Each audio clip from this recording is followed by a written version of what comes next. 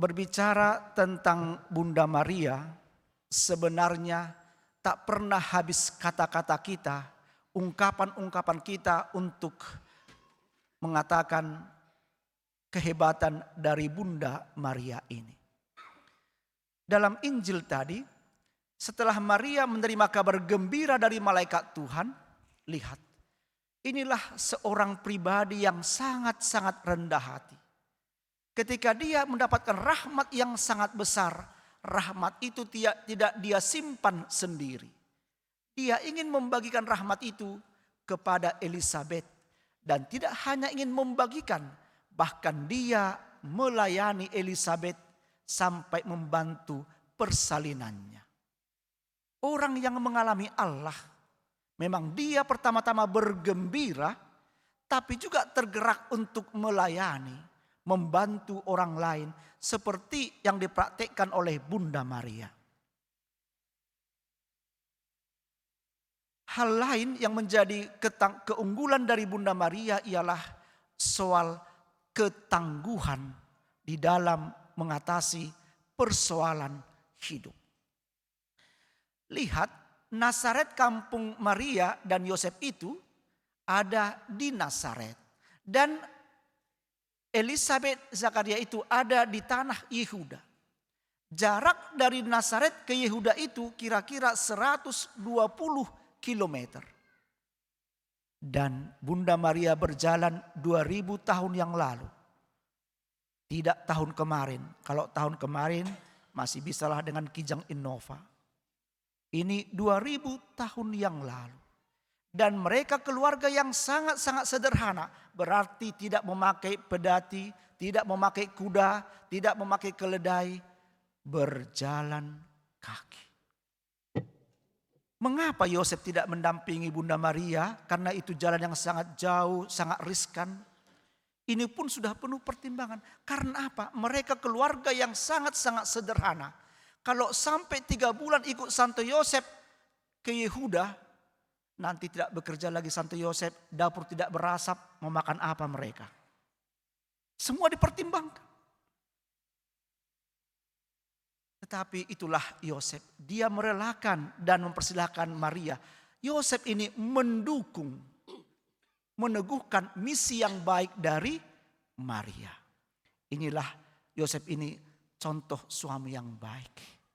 Mendukung segala aktivitas kebaikan dari istrinya. Maria tangguh berjalan 120 km sampai ke Yehuda. Dan dia akan di sana melayani Elizabeth. Dan ketika Maria ini membawa Yesus ini dalam rahimnya, sepanjang jalan pasti dia bergembira, bersukacita. Bisa kita bayangkan saudari dan saudara, beberapa hari yang lalu kita merayakan Yesus dipermuliakan di Gunung Tabor. Petrus melihat berkilau-kilauan Yesus itu. Petrus mengatakan, Tuhan betapa bahagianya kami tinggal di tempat ini. Hanya melihat Yesus berkilau-kilauan, Petrus sudah bahagia. Padahal mungkin jarak mereka itu sekitar 5 atau 6 meter kan. Hanya melihat Yesus aja dia sudah berbahagia. Ini dalam diri Maria tidak ada jarak 4 atau 5 meter. Yesus itu menyatu dengan rahim Maria. Maria menyatu dengan Kristus itu. Maka bisa kita bayangkan betapa meluap sukacita dari Maria. Dan ternyata luapan sukacita itu sampai di rumah Elizabeth. Ternyata sukacita ini menular.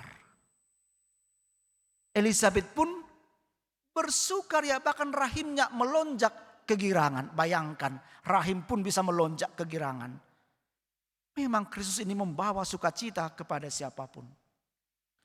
Nah, saudari dan saudara, Bunda Maria mulai dari dia menerima kabar gembira sampai menyaksikan anaknya itu mati di kayu salib. 1 detik pun Bunda Maria tidak berdosa. Ini yang membuat Maria terangkat di surga. Karena dia tidak berdosa di sepanjang dia menerima Kristus, mendampingi Kristus dalam hidupnya. Meskipun banyak mengalami penderitaan, banyak mengalami siksaan jiwa. Bayangkan ketika dikatakan kamu akan mengandung. Masa perempuan umur 17 tahun, 18 tahun tiba-tiba hamil tak ada suaminya. Itu 2000 tahun yang lalu di Yahudi lagi. Dalam adat Yahudi kalau ada perempuan hamil tidak ada suaminya, tidak jelas, maka hukuman mati, dilempari dengan batu dengan hukuman rajam. Sebenarnya gentar hati Maria. Kita mengatakan sekarang Maria menerima kabar gembira. 2000 tahun yang lalu Maria gemetaran sebenarnya kan. Menerima misi ini. Tapi lihat dia tangguh dan berani. Viat voluntas tua. Aku ini hamba Tuhan, terjadilah padaku menurut perkataan. Tapi apa yang terjadi? Setelah dikatakan begitu. Akhirnya Maria menanggung semuanya. Ketika Maria mau melahirkan, mau partus. Tidak ada tempat untuk melahirkan. Semua tempat penuh. Bahkan Maria harus melahirkan anaknya ini di gua, di kandang domba. Dan anaknya ini pun harus diletakkan, kalau istilahnya orang Italia, di manjatoya, tempat makan babi itu. Diletakkan di situ. Siapa yang menyaksikan Yesus lahir? Tidak ada. Hanya kambing domba, hanya hewan-hewan itu dan Yosef sendiri. Maria melahirkan dalam kesepian, dalam kesendirian, dalam kemiskinan. Ketika Maria menyaksikan semuanya ini, pasti hatinya bergejolak. Masuk seperti ini anak Allah. Lahir dengan sangat-sangat hina seperti ini, kami kesepian, kedinginan. Di mana malaikat Gabriel yang mengatakan dia akan menjadi raja, kerajaannya tidak akan berkesudahan. Di mana malaikat Gabriel itu? Mengapa tidak datang memberikan penghiburan kepada Maria? Maria sabarlah ya, sabarlah. Tapi seolah-olah malaikat Gabriel membiarkan Maria berjuang sendirian. Baru 2 minggu melahirkan, ada mimpi pesan kepada Yusuf. Yusuf, ambil anakmu itu, ambil istrimu Maria, menyingkir ke Mesir. Karena Herodes lagi gila, mau membunuh bayi-bayi. Lihat, seorang ibu yang punya pengalaman pernah melahirkan. Anda tahu bagaimana sakitnya melahirkan. Baru 2 minggu melahirkan harus tergopoh-gopoh melarikan diri ke Mesir. Pasti juga Maria bergejolak. Masa seperti ini anak Allah kok kayak penjahat kami dikejar-kejar. Datangkah malaikat Gabriel memberikan penghiburan kepada Maria? Maria sabarlah ya. Datang? Tidak. Yesus berumur 12 tahun. Dia harus dipersembahkan ke bait Allah. Itu adat Yahudi. Mereka bawa ke bait Allah ke Yerusalem. Dari Nazaret ke Yerusalem 3 hari 3 malam berjalan kaki. Mau pulang, Maria merasa Yesus anaknya ini ada bersama dengan familinya, keluarganya dalam rombongan di belakang. Hari kedua hatinya tidak tenang. Benarkah anakku bersama dengan familiku di belakang? Dia cari. Mana anakku? Loh, kami tidak tahu di mana anakmu. Balik lagi dia ke Yerusalem. Anaknya hilang. Dia pasti cemas, lelah secara fisik, lelah secara batin. Dan Maria merasa bersalah. Nanti bagaimana nanti malaikat Gabriel menghakimi saya tidak bertanggung jawab terhadap anakku ini. Sampai di Yerusalem dicari di mana anaknya. Di pasar tidak ada. Di sini tidak ada. Mungkin di bait Allah. 3 hari mencari. Dibuka pintu bait Allah. Anaknya ada di situ. Inilah Maria. Pelan-pelan dia mendekati Yesus itu. Setelah Yesus selesai mengajar, dia berkata kepada Yesus. Kata-katanya pun lembut. Tidak marah. Mungkin saya bayangkan kalau Anda ahli Qur, mungkin nada dasarnya ini C sama dengan Do ini.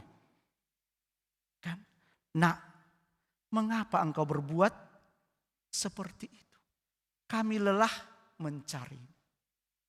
Apa jawaban Yesus? Mengapa engkau mencari aku? Lihat. Untunglah Maria ini bukan seorang Batak. Seandainya Maria ini boru hasugian ini, pukpak begitu kepada Yesus ini. Tapi lihat, Maria menyimpan semua perkara di dalam hatinya. Datangkah malaikat Gabriel memberikan penghiburan kepada Maria? Mestinya datanglah dia. Maria sabarlah. Namanya juga remaja ya. Sabarlah. Datang malaikat Gabriel? Tidak. Dan puncaknya ketika Yesus ditangkap dan disalibkan. Dia dipermalukan dari Yerusalem sampai ke puncak Golgota. Diludahi, disesah. Maria menyaksikan sendiri anaknya dipermalukan seperti itu. Dan puncaknya dia sendiri menyaksikan anaknya itu digantung di kayu salib dan mati. Setelah mati diturunkan dia pangku. Saya kira inilah puncak penderitaan dari seorang ibu. Tidak ada penderitaan yang paling menyedihkan, yang paling keji di dunia ini ketika seorang ibu, seorang bapak menyaksikan anaknya mati duluan daripada dirinya. Dia pangku anaknya ini. Lengkaplah penderitaannya. Dan dia katakan sekali lagi seperti di awal, Fiat voluntas tua, aku ini hamba Tuhan, terjadilah padaku menurut perkataan. Dia terima. Datangkah malaikat Gabriel memberikan penghiburan? Datang? Tidak. Hanya sekali dia datang sampai akhir. Malaikat Gabriel tak pernah lagi datang memberikan penghiburan. Mengapa malaikat Gabriel seperti itu?